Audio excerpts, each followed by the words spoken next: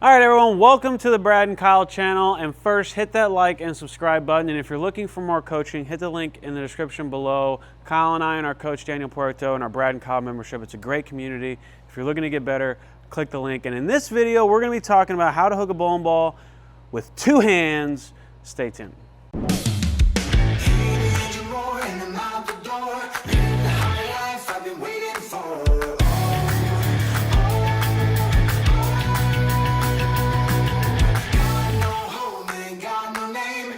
All right, Kyle, so currently in bowling, there is this crazy wave of this thing called two-handed bowling. The best two bowlers in the world are two-handed. They're just taking the industry by storm. So first I want to get into what exactly is two-handed bowling.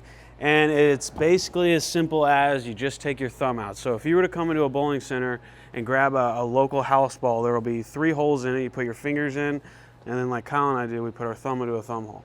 Well, two-handed bowling, you basically just take your thumb out, which means you can't have a thumb hole here anymore. You used to be able to have a weight hole, but now they have eliminated that. So if you're two-handed, you can't have a thumb hole here. But you take your thumb out, and you just rest the ball into your hand like this, put your other hand, hence two hands, and then you throw it like that. Now, Kyle, why do you think the two-handed release has taken the bowling world by storm? Yeah, you know, the question that I get all the time from people is that, especially as a coach, is like, would you teach a kid to bowl two-hand these days? Like, yeah, there's no question that would be the first option I would go to. Now, it's a personal preference, and we're not saying that one-handers can't be great. Obviously, we're one-handed and we're trying very, very hard. Yeah. But the benefits of being two-handed become really important in the bowling game. First off, the biggest thing is we don't have this thumb in the ball. Now, the thumb is what... It's a pain in the butt. It's a pain in the butt. I mean, when you have a thumb in the ball and trying to get it to fit and clear, we don't have to worry about this thumb clearing anymore, which means our hand can rotate around the ball faster and we can get under the ball more. When that thumb's in it, it can lock up in there. It can keep you from having more power. Now put your hand back in it and just kind of set up normally. So if he sits up normally, it's hard to bend his wrist this way to get like under the ball with your thumb in it. Now if you take this thumb out, the ball, it's very easy to get your whole hand under it. It sits more under it naturally than with your thumb in it, which is the reason for the higher rev rate.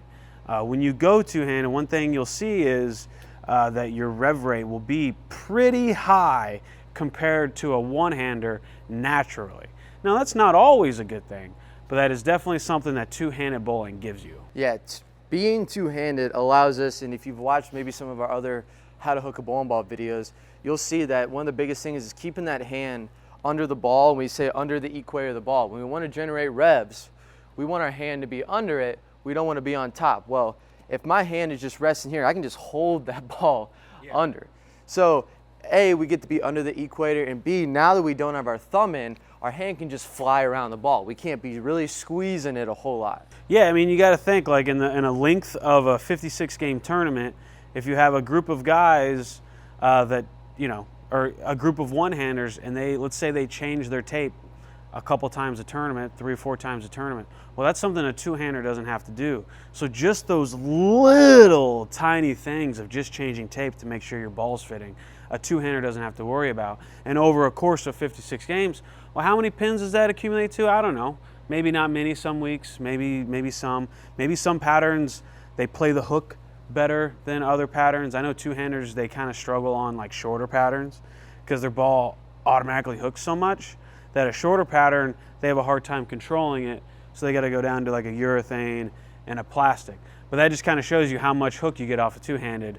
And sometimes they're just hard to beat, man. I mean, they create great ball motion sometimes. Sometimes they don't, but sometimes you're just looking at that going, I don't know how you're creating that, and I also don't know how I'm beating that, but that's just the name of the game. Yeah, the benefits of bowling two-handed, and in my opinion, the two biggest ones are A, We can create more power because we can clear the thumb, but what this also does is gives them a very clean release, so there's no grab. So a lot of times when we grab a bowling ball and we're trying to hook it a lot, and if we grab, that ball doesn't do what we want to do. It didn't flow through the pattern and save energy.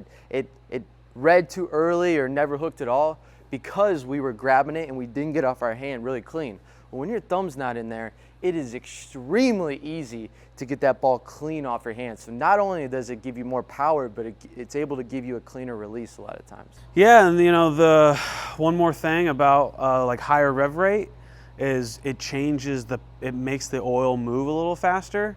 And so if you're bowling an opponent and you have the pleasure of being able to move the oil more than your opponent, and you know what you're doing, like a Jason Belmonte, he knows exactly what he's doing. You can kind of force your opponent to do something that he doesn't normally want to do because you're controlling the lane pattern more than he is. And that's just kind of a high rev rate thing. That's not necessarily a two-handed thing, but it just goes to show you that there's definitely a benefit to having higher rev rate. Now, like we said, two-handers struggle when they have to try and control and limit their rev rate. It's very hard to limit your rev rate without your thumb in the ball. It's very easy to limit your rev rate with your thumb in the ball, yes. Which is where an advantage lies for a one-hander. If the line that is playing is up 5, well, a lot of times I'm going to take a one-hander over a two-hander.